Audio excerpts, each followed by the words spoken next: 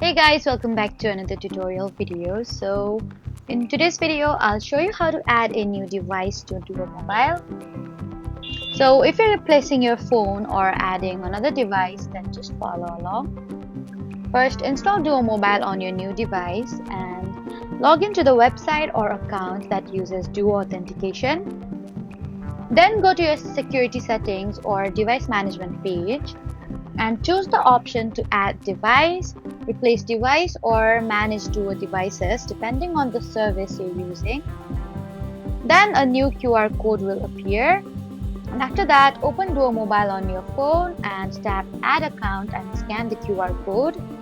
And after the setup is complete, test a login to make sure the new device is receiving Duo authentication request. So that was how to add a new device to Duo Mobile. Don't forget to like, comment, and subscribe for more helpful tutorials.